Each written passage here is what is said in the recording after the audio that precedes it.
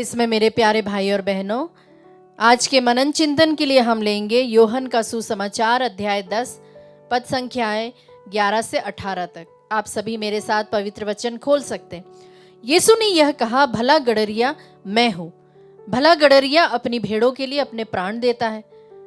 मजदूर जो ना गड़रिया है और ना भेड़ों का मालिक, भेड़िए को आते देख भेड़ों को छोड़कर भाग जाता है और भेड़िया उन्हें लूट ले जाता और तितर बितर कर देता है। मजदूर भाग जाता है क्योंकि वह तो मजदूर है और उसे भेड़ों की कोई चिंता नहीं। भला गड़रिया मैं हूँ। जिस तरह पिता मुझे जानता है और मैं पिता को जानता हूँ, उसी तरह मैं अपनी भेड़ों को जानता हूँ और भेड़ें मुझे जानती है। मैं भेड़ों के लिए अपना जीवन अर्पित करता हूँ। मेरी और भी भेड़ें हैं जो इस भेड़शाला की नहीं है, मुझे उन्हें भी ले आना है। वे मेरी आवाज सुनेंगे, तब एक ही झुंड होगा और एक ही गड़रिया।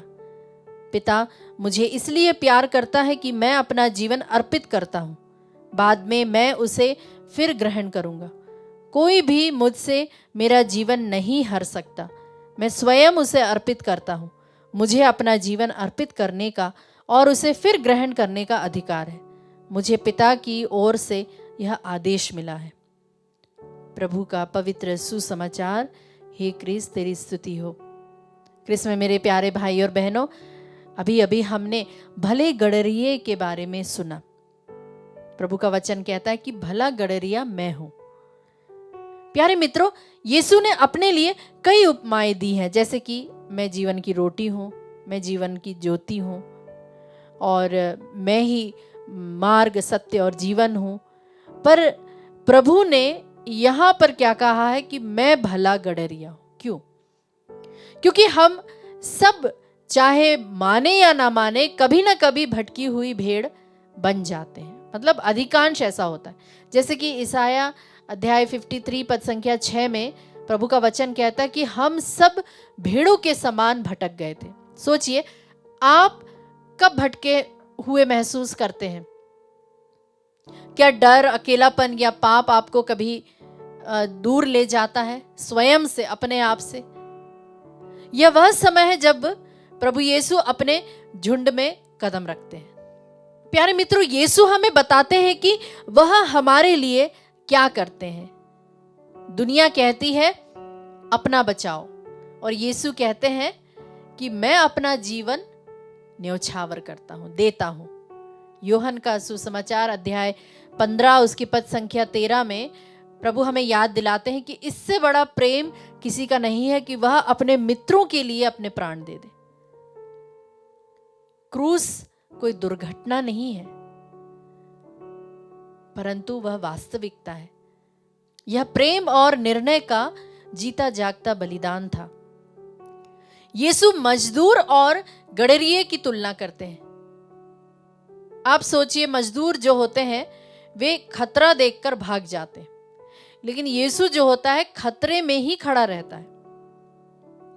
और जो मजदूर रहता है वह काम के लिए काम करता है, उसे सैलरी मिलेगी करके, उसे डेली वेजेस मिलेंगे। अपने जीवन में भी आप देख लीजिए क्या अंतर होता है कि जब एक बेटा उस काम को जब करता है, अपने घर के काम करता है, या फिर कोई एक बाहर से हम किसी को लेकर आते हैं, तो वो उस घर को कितना प्यार करेगा? बेटे से ज्यादा तो नहीं करेगा ना। यीशु जो है वो आउट ऑफ लव करता है। तो दुनिया में कई नेता आपको मिलेंगे, पर संकट में कौन साथ देता है? जैसा कि स्त्रोत 23:1 कहता है कि प्रभु मेरा चरवाहा है और मुझे किसी बात की कमी नहीं है, किसी बात की घटी नहीं। प्यारे मित्रों, यीशु क्या कहते हैं? कहते हैं कि मैं अपनी भेड़ों को जानता हूं। वे हमें भीड़ में नाम नहीं, परंतु हरेक का नाम से वे हमें जानते हैं, हमें पहचानते हैं। आपकी कहानी, आपके आंसू, आपका डर, सब कुछ प्रभु को मालूम है।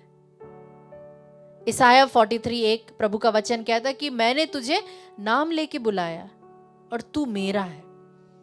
आप और मैं भूल सकते हैं, परंतु प्रभु हमें कभी नहीं भूल सकता। यीशु की जो भेड़ें हैं उसकी आवाज पहचानती है। यूहन्ना 10:27 में जैसे प्रभु का वचन कहता है, मेरी भेड़ें मेरी आवाज पहचानती है, मेरी आवाज सुनती है। सोचिए आज आपकी जिंदगी में कितनी आवाजें हैं, हमारे आसपास कितनी आवाजें, हमारे दिमाग में कितनी आवाजें, हमारे अंदर कितनी आवाजें। सोशल मीडिया और दुनिया के कई सारी आवाजें, डर और साइकोलॉजिकली जो हमारे अंदर के कई सारी ऐसी चीजें जो हमारे दिमाग में चलती रहती, इन सब की आवाजें। तो इन सब आवाजों के बीच में हमें शांति कहाँ मिलेगी? और यीशु का जो दिल है वह क्या है?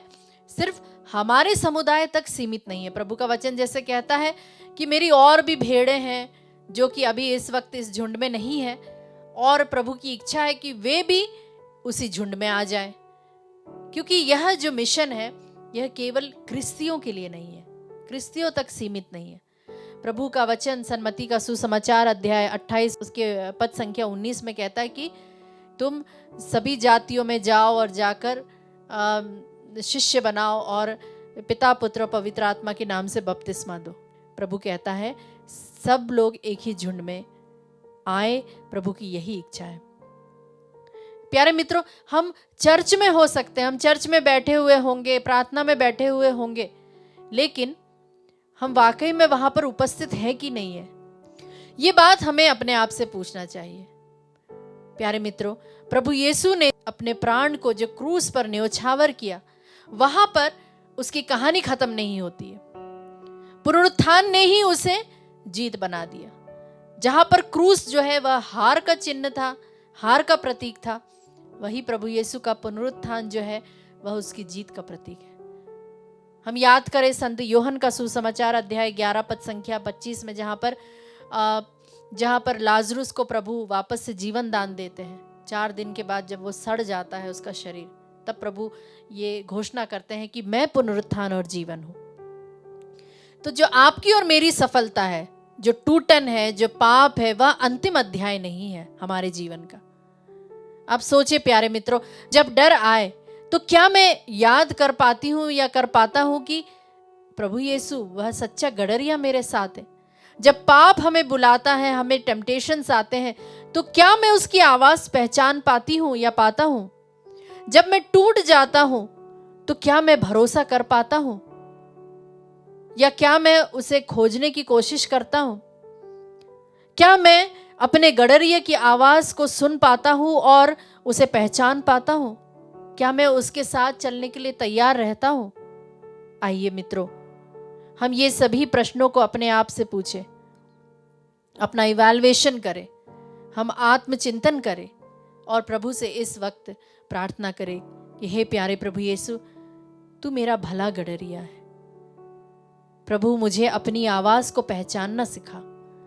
अगर मैं भटक जाता हूं तो मैं तुझे खोजने वाला बन सकूं।